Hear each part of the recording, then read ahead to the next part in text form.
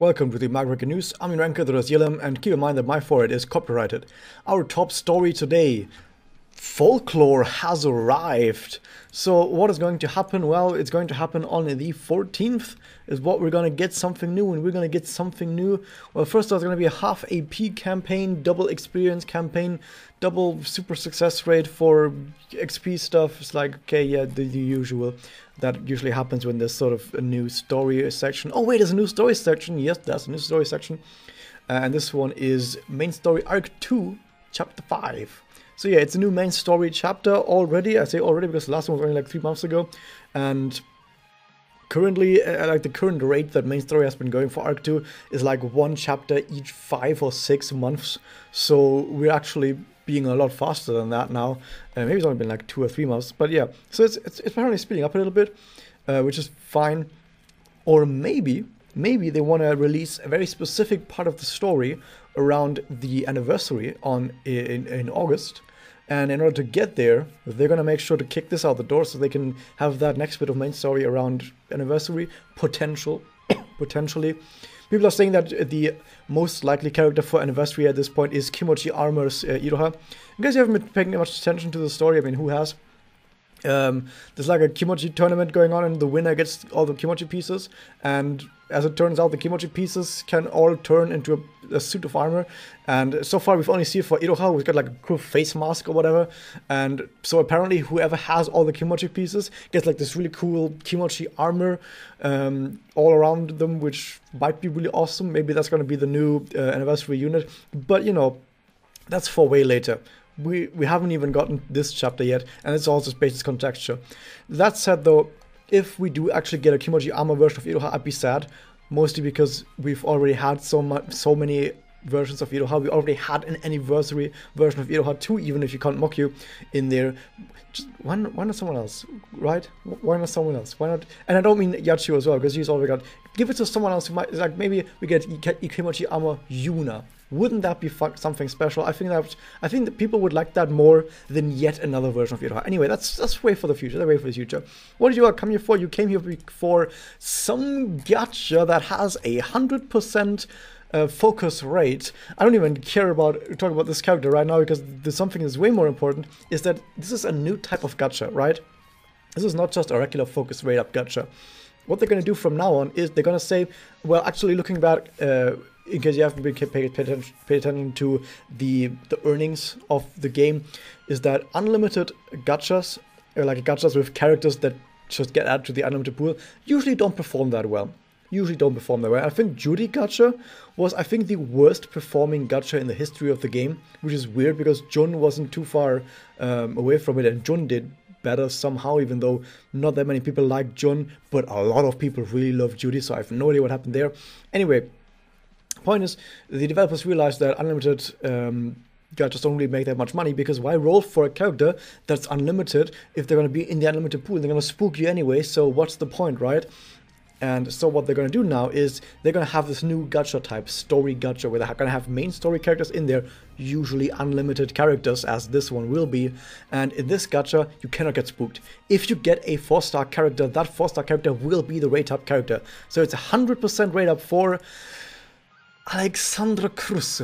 Who is Alexandra? Well, there's only one thing you need to know about Alexandra. Is you look at that symbol right next to her on the very left, this swirly symbol. It's also on the bottom right next to her very wonderful heart with a giant gem. Oh my god, that thing must be huge.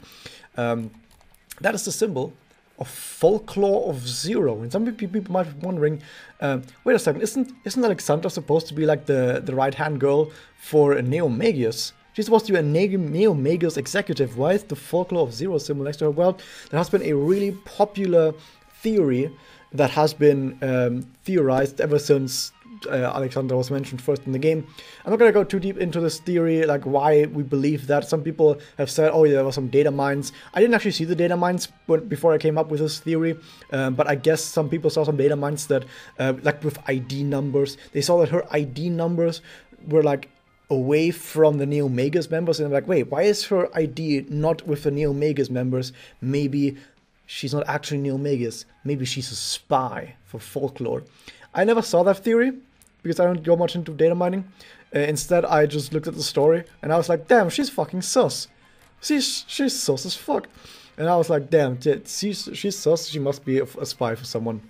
And it made most sense that she's a folklore spy, because folklore somehow, Rabi knows everything that's going on, even though she basically never really goes anywhere. So if she doesn't go anywhere all the time, and then how does she know everything about all the other factions? No, she's got spies, right? She has to have spies in all the other factions in order to still know what's going on. Also, some other spies that are theorized, just spies that we like, just characters that aren't in the gacha yet, that we don't know that much about. And you know, when a character we don't know much about that is in the gacha, like, so we don't have the backstory or anything, can be like, probably spies. I think Asahi is a spy. I think Urara's a spy. Both in one of them is in Promised Blood, one of them is in Tokime, and there's probably also a spy in the Kamiya Union. Probably Maria, because you also don't know that much about her, and she's fairly new, but she really wanted to join Kamiya Union, so maybe Maria's a spy. We don't know. But yeah, there's some more theories. Anyway, about this character, you might be wondering, why is he talking so much about other stuff that isn't this character? Well, the reason is simple. This character is rather boring. This character is super fucking boring. I'm trying to talk about like the interesting stuff. Like, it's more interesting that she's like, oh my god, this is a Neomega's spy, like spy in Neomegas, and she's actually a folklore. I think that's way more important, way more like interesting than her actual unit, because her actual unit is like, it's a standard unlimited character that doesn't really do much. She's a support type with these discs, okay? Her connect gives, I think it's attack up. Let me double check to make sure I don't accidentally say something really dumb. But yeah, I think it gives attack up. I think it gives MP up. Yeah, attack up, MP gain up, guaranteed charm. She's cute. By the way, in case you guys wondering, Alexandra's nickname is Sasha, so people usually call her Sasha. So Sasha's connect is attack up, Magia MP up, and charm. The MP up seems nice. She has some other MP up later as well, so yeah, you might play her for some MP up, which is alright. Her Magia, which might be German, actually I'm not quite sure. What is it called? She might be German, I don't know. Anyway, it damages all enemies, does attack down to all enemies for 3 turns, does defense down to all enemies for 3 turns, and removes buffs from enemies. Yeah, whatever. Her her SE active gives, what does it do? Gives defense down to an enemy and forest defense down to an enemy. Basically, it's the same thing that, I think Mikage had this for dark, and Ao had this for water. It's just that it's another defense down. It's just that only when you attack into them with forest element does that defense down actually count. Otherwise, it's like it does nothing. So yeah, defensive wise, forest characters will be able to punch through a bit more of enemies' defense, which is like kind of unimportant at all, because enemies usually don't have that much defense unless they now suddenly start giving enemies really high defenses for some reason, which they haven't done in almost 4 years. So I don't know, but in case they somehow randomly do that, defense down would actually be really good. And then I think what it also does is no, that's all it does. Okay, and then the passives is one is anti-magia seal, and if that's one of your big showcase abilities, then maybe it's not actually that good overall. She has an anti-debuff shield one anti-debuff shield in her passively, cool. And something that's actually rather interesting is she has something else here. At the beginning of a quest, and I think that means PvE or PvP, so at the beginning of any battle, everyone gets a buff, and the buff does the following: a little bit of status aim resistance, like 10% maybe, and like 5% XLMP up, maybe 10% XLMP up for 10 turns. Not 10 turns, for 5 turns, sorry. For 5 turns, which is alright. A little bit of MP up on everyone is okay. Some aiming resistance. So overall, she's just trying to debuff enemies, make sure enemies don't do much damage, make sure that you deal a little bit more damage, while at the same time making sure that you don't have any debuffs on you, or rather any ailments, because you get ailment resistances in there, which is fine. So yeah. Sure. Is not actually that interesting. Like, usually defensive, like the supportive characters that are more on the defensive side usually aren't that good. So I don't know. What else do we have right here? Well, she is very cute, and also these two Memorias. One of them gives, the top one gives defense up, and another aim and resistance up as well. So you can kind of see, oh yeah, she's defensive and also gives aim and resistance. Awesome. And this one active, I don't even care too much.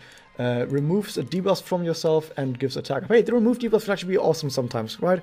This may be one of those that you keep like lying around in your archive, then forget that it ever exists, and then when a quest comes around where it actually there are enemies that debuff you, you'll still forget that it exists and forget to take it out of your archive and just punch through the quest anyway, and don't care much about it. But in theory, if you lived in a universe where you wouldn't forget about this Memoria, you could then put it on a character and use it to counter some debuffs. So yeah, overall, I think it's funny, that not funny, but it's actually like interesting. There's some more stuff going on with Folklore Zero because we have known absolutely nothing about them. But as a character, they're kind of unimportant. I really don't care. Like as a gameplay wise, I mean. But yeah, I think it's cool that they're doing the gameplay, the main story gacha thing now, the story gacha, which is fine, but overall, I think it's got a bit of a quiet week now after all of that crazy stuff with Kamihama Armageddon. That was kind of crazy with Marukami Senpai. That was way too crazy, so now let's take a bit slow, right? Just take a bit slow. That's about that. Hope you guys enjoyed. Hit that subscribe button, ring the bell, and I'll see you guys next time.